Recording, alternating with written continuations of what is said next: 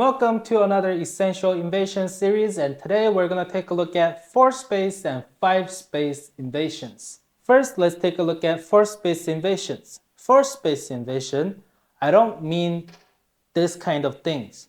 I mean this part of the board. What happens if white invades? We have learned this before. It's very simple. You just nobi. White doesn't have anything to do over here, so white has no choice but to run. You can peep first to make it heavier and lean on this stone. When white plays here, you just play here, and white still needs to run.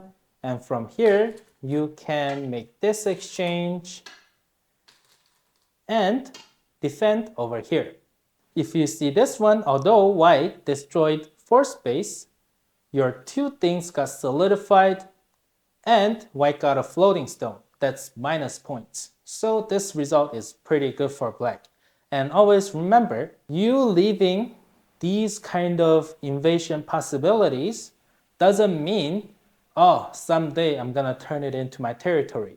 No. It means someday you're going to invade and you're going to turn into a floating group.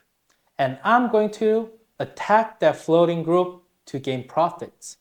So you never have to be sad about these things get invaded. When black plays this nobi, what if white attaches over here? As black, you do not hane, because as soon as you hane, you're going to get a ko. And what's this ko? This is a ko that happens in your own area.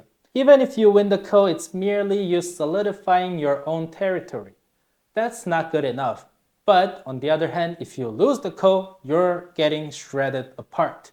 So this is very heavy ko for black, but very light ko for white. I'm saying it multiple times in this series just because I hope you understand this concept. So when white attaches, all you gotta do is extend, and when white jumps, since you have this stone on this fourth line, it's okay to grab the corner.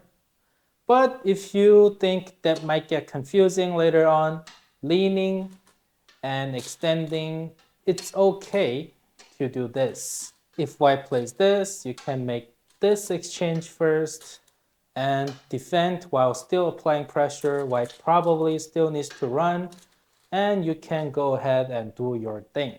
But again, it's okay to just jump down and defend your corner because you have this stone. You're not gonna get locked inside. Now let's take a look at 5-space invasion. When white invades over here, what do? The first wrong answer is this one. White is gonna be very happy to live over here, or you're gonna get a cold thing going on. It's very sad. And you also do not play this, white is gonna live. So the answer is simple, nobi. You defend this part of the board and white has to run. If white plays this, you can play this and see what happens. It's gonna be pretty good for you. If white runs, then you can peep first and you just leave it there. You go ahead and grab another big point. At this point, if your opponent is still a DDK or lower SDK, then this person might play here. Then first, you can approach this corner. When white answers, again, nobi, when this stone runs, and you can first peep just to make him heavy. And yeah, you're gonna have a very fun game from here. When black plays on nobi, what if white attaches? First of all, this is okay. Second of all, this is okay too. If you hane, there's a very high chance of your opponent playing this or this. But just remember, whatever happens from here, it's okay for you. And let me show you one of the simplest examples. When white hanes from bottom, you can connect up. When white connects back, you play this, and white plays this. And you can play away because white still has to run. If white gets surrounded and get hit over here, then this thing might die. So in order to be sure, white still needs to run, maybe something like this, and you still don't worry about it. You just go take your things. Let's quickly recap the whole thing. First, let's take a look at this 4 space.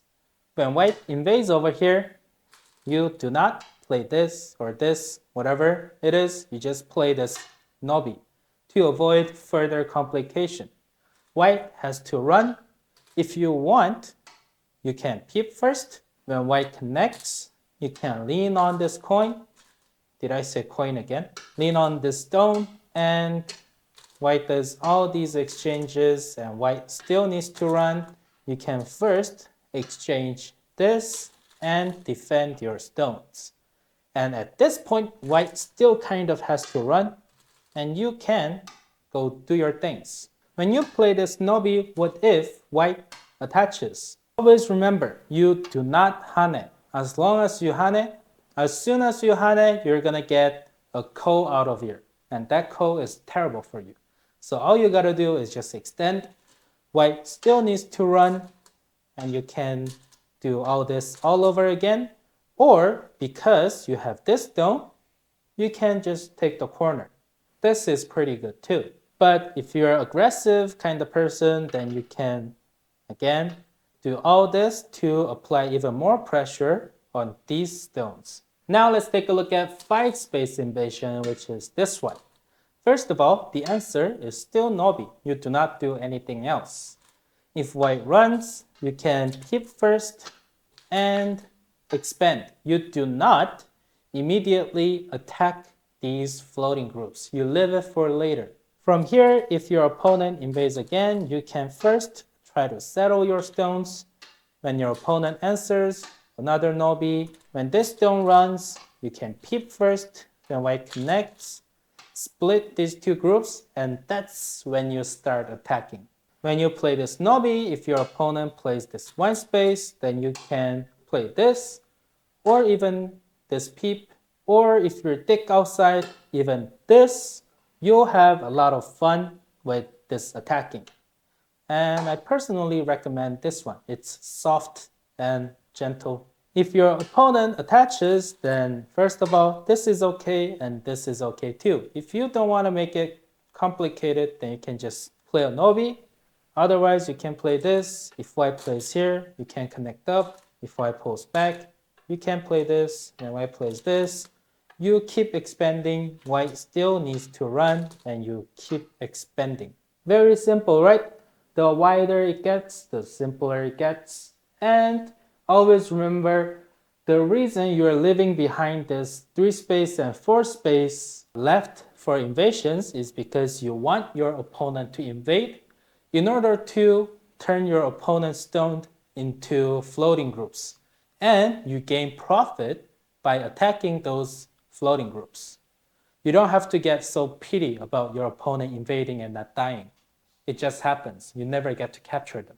All right, that's it for all the Essential Invasion series, defense series. So, okay, that's all about defending these episodes. And from the next video, we're gonna learn about how to invade and how to invade for aggressive reasons. Thank you and see you next time. Stay alive.